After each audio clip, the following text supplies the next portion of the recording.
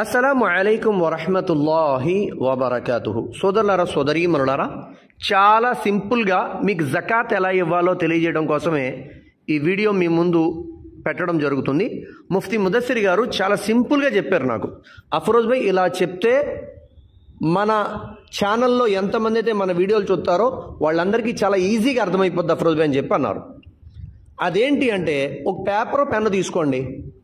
Paper pen తీసుకొని first ఒక పక్క రాసుకోండి, బంగారం నా దగ్గర ఎంత ఉంది, ఇంట్లో మొత్తం బంగారం ఎంత ఉంది. ఒక 2 తులాలు ఉందనుకోండి, దాని రేట్ ఎంతో అక్కడ రాయండి.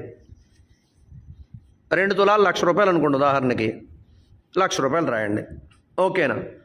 ఆ తర్వాత వెండి ఎంత ఉంది, ఒక 20 తులాలు ఉందనుకోండి, 20 తులాల రేట్ ఎంత, అది ఓ పక్క రాయండి.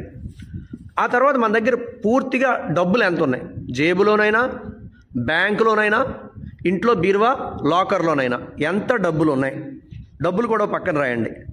అలాగే మనం వ్యాపారంలో పెట్టుబడులు అర్థం చూసారా, వ్యాపారంలో పెట్టుబడులు, ఆ వ్యాపారంలో పెట్టుబడులు పెట్టినటువంటి డబ్బులు ఎంత ఉన్నాయో అది కూడా రాయండి. ఉదాహరణకు కొద్దిమంది బళ్ళు కొని అమ్ముతుంటారు. ఓ 10 బళ్ళు కొన్నాం, ఒక్కొక్క బండి 20,000 అనుకోండి, 2 లక్షలు. ఆ 2 లక్షలు ఓ పక్కన రాయండి. కొద్దిమంది ఫ్లాట్స్ కొంటుంటారు, అమ్ముతుంటారు. ఆ ఫ్లాట్స్ మీద ఎంత డబ్బులు పెట్టాం అది కూడా ఓ పక్కన రాయండి. ఆ తర్వాత కొద్దిమంది అమ్మడం కోసం కొన్ని స్థలాలు కొని ఉంచుతారు. కొద్దిమంది ఏమో బిల్డింగులు కొని పెడతారు, కొద్దిమంది స్థలాలు కొని పెడతారు. ఆ డబ్బులు ఎంత అది కూడా ఓ పక్కన రాయండి. ఏమండి, బంగారం, వెండి, మన దగ్గర ఉన్న డబ్బులు, వ్యాపారంలో పెట్టిన పెట్టుబడి డబ్బులు, మనం అమ్మడానికి మన దగ్గర ఉంచినటువంటి ఇవి కూడా మనం రాయాలి. ఆ తర్వాత మరో పక్క అప్పులు రాయండి. అప్పులు అంటే మీరు ఎవరికి ఎంత ఇవ్వాలి ఆ అప్పులు రాయండి. అది వ్యాపారంలో అప్పులైనా సరే, అలాగే మీ పర్సనల్గా మీ లైఫ్లో మీకున్న అప్పులైనా సరే, ఈ అప్పులన్నీ కూడా ఒక పక్కన రాయండి. ఇవన్నీ టోటల్ లెక్క చూడండి. ఎలాగా? ఇప్పుడు వెండి ఉంది, వెండి నేను మీకు చెప్పాను కదా, వెండి ఎన్ని గ్రాములు అవ్వాలి? వెండి 612 గ్రాముల 360 మిల్లీగ్రాములు.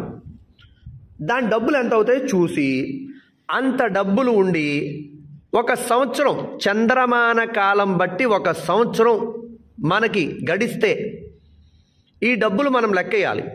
లెక్కేసిన తర్వాత సంవత్సరం గడాలి. సంవత్సరం గడిస్తే మనం ఏం చేయాలంటే, ఇప్పుడు ఉదాహరణకి ఇవన్నీ కలిపితే ఒక 5 లక్షలు అయినాయి అనుకోండి, రఫ్గా చెప్తున్నాను నేను మీకు. ఈ 5 లక్షల్లో ఒక 2 లక్షలు అప్పు ఉందనుకోండి, ఆ 2 లక్షల అప్పుకి పక్కన పెట్టేసాం, దానికి మనం జకాత్ ఇవ్వనవసరం.